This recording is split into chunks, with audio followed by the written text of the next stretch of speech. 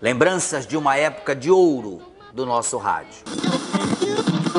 Depois da saída de difusora, eu fui para um serviço de alto-falante que tinha na Eduardo Ribeiro, que era do Sandoval Gomes. Por lá passaram grandes locutores, como Carlos Carvalho, João Bosco e tantos outros. Passaram ali pelo Sandoval. E eu fui para o Sandoval. Lá era uma mesa só com o toca-disco e vários alto-falantes espalhados. Na Eduardo Ribeiro, na praça, deixa eu ver, ali da Mandaré, né? Ali pela praça do Mercado Grande, tinham vários alto-falantes. E eu trabalhava lá com o Sandoval, colocava o disco, botava os alto-falantes para funcionar. Eu mesmo fazia o comercial e operava a mesa. Foi nessa época, então, que alguém ouviu minha voz e perguntou se eu não queria fazer um teste. Eu fui e fiz esse teste e fiquei na Baré deixa-me ver, entrei em 55. Em 66 foi minha primeira carteira assinada. E lá fiz até 66, quando saí de lá, para fazer outras coisas, fora inclusive de Manaus. Mas antes disso, na Rádio Baré, tinha muita coisa para se fazer, muita coisa boa. Se transmitia carnaval, se transmitia festa de Rio Negro Ideal e, deixa eu ver, Miss Amazonas. E carnaval também, que era o ponte daquela época. Os homens eram as mulheres de longo, os homens de smoke, de samba. Era muito bonito, gente. Você nem imagina como era aqui. Muito legal. Aí a gente ia para frente eu e Jaime Rebelo, a Rádio Baré transmitindo a festa, eu e Jaime Rebelo ficávamos na passarela entrevistando as autoridades, entrevistando o pessoal do Society, aquela coisa toda. A gente transmitia as festas. No ideal, era a mesma coisa, no tempo de carnaval. Aí depois viemos para Miss Amazonas. A Miss Amazonas era um negócio assim, fora de série. Era eu, Lina de Abreu, Jaime Rebelo, quem mais? Ivens Lima, que ainda está em São Paulo, Lina de Abreu, Sebastião Lira, Amadeu Franco, o nosso Bia, era muito pequeno. Então o diretor do teatro, que era o Josafá, pedia que lá dos Diários Associados nos mandassem novelas, fizesse uma adaptação de novelas com poucas personagens, porque nosso cast era pequeno. E eles adaptavam e nos mandavam para cá. E era muito legal, olha. Quando a gente reprisava um capítulo, o pessoal reclamava. Mas tinha aquele caso que nós gravávamos na hora da Voz do Brasil. Era 1 hora só. Então, quando não dava para gravar ali, tinha que repetir o capítulo outro. Mas nos tornamos conhecidos através de novela, porque tinha novela da Rio Mar, eram gravadas de fora, e nós fazíamos aqui, ao vivo, a nossa novela. Só gravava mesmo quando tinha que gravar, mas do contrário, era ao vivo. E o diretor sempre nos estimulou a fazer a coisa com muito respeito, vamos dizer, com muito profissionalismo. Porque a Rádio Baré, naquela época, não só a Rádio Baré como a Rio Mar, eram de muita credibilidade. Então tinha que se fazer a coisa com bastante esmero, com bastante seriedade, para que continuasse aquela coisa de credibilidade que nós tínhamos. Foi quando eu recebi o convite do padre Tiago de Souza Brás para voltar ao rádio aqui em Manaus. E voltei com um programa chamado Essa Noite Feliz de Todos Nós. O programa ia aos sábados, das 20 horas às 24 horas. Na época, eu consegui ser divulgador e representante da CBS.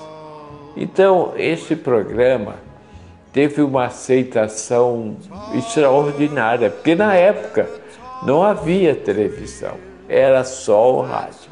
E, modéstia à parte, dia de sábado, eu comandava Manaus.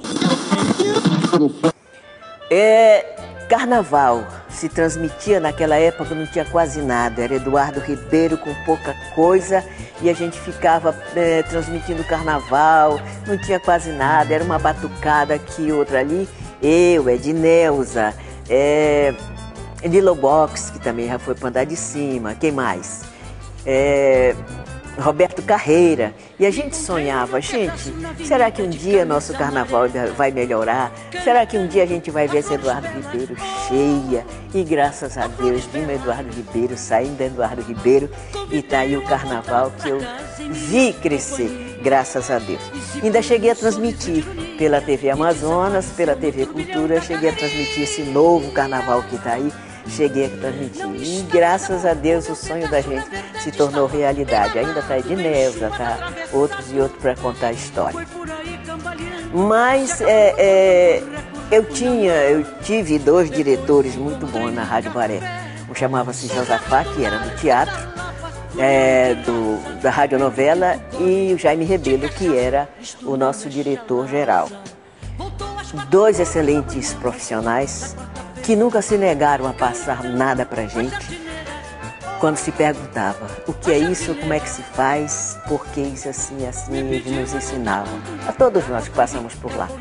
Então ele dizia o seguinte: vocês têm que prestar muita atenção no que vocês fazem, ou aqui ou fora da rádio.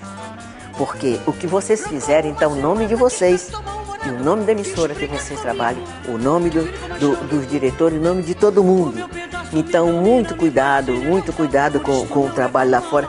Mesmo que vocês lá fora não tenham mais nada para fazer, não tenham mais trabalho nenhum, mas é o comportamento. Porque lá, olha, a Jerusa da Rádio Baré. Não vai ser dizer só a Jerusa e vinha a Rádio Baré, né? Então, eles nos ensinavam muito a maneira de nos comportarmos, a maneira de nos levarmos o nome da rádio à frente. E tudo isso eu acho que melhorou a vida de cada um de nós. Continuando assim essa época do rádio, em que tudo era feito com muita inteligência, os produtores daqui, como Josafá Pires, Jaime Rebelo, Ayrton Pinheiro, que inclusive foi o fundador da crítica, aí ele era um radiator que ele saía do trabalho dele, meio-dia, ia ensaiar novela para de noite, então, levar ao ar ao vivo. Então era ensaiado uma novela durante, assim, no período de meio-dia, aí ele fazia... aí tinha também, vamos dizer, a parte de humorismo, Alfredo Fernandes e Reginaldo Xavier, era uma dupla de Taruba e Seu Joaquim, que também fazia a apresentação aos microfones da Rádio Baré. A programação era mais ou menos assim: meio-dia, crônica da cidade. Isso deixada pelo Josué Cláudio de Souza, que fazia a crônica da cidade. Em seguida, um cantor cantava 3 músicas, por exemplo, Almir Silva. Aí o Josafá apresentava o programa História que a Música Não Contou. A história que a música não contou é o seguinte: a letra da música servia para fazer uma novela. Então a música antigamente tinha uma letra mais ou menos histórica. Ele desenvolvia e fazia.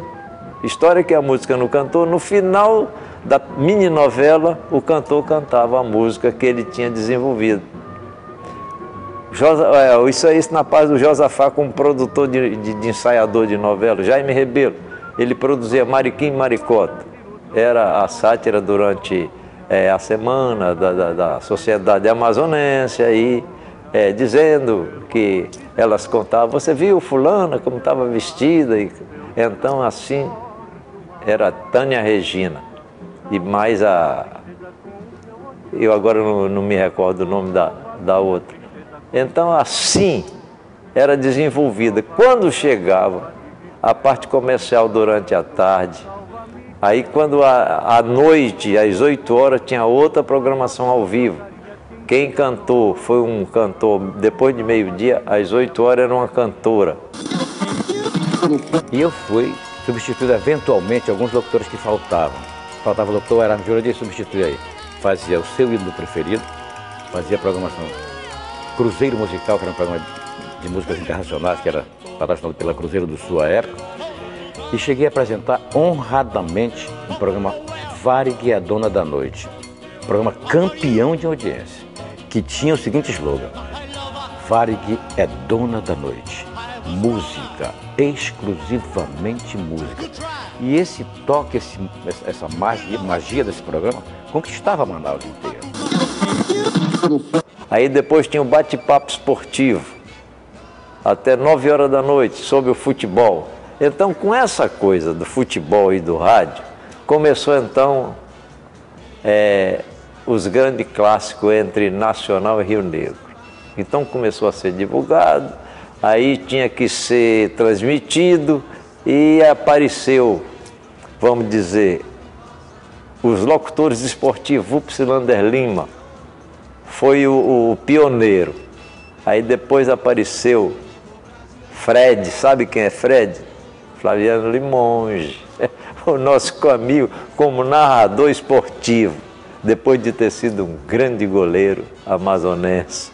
Aí ele passou então a narrar futebol.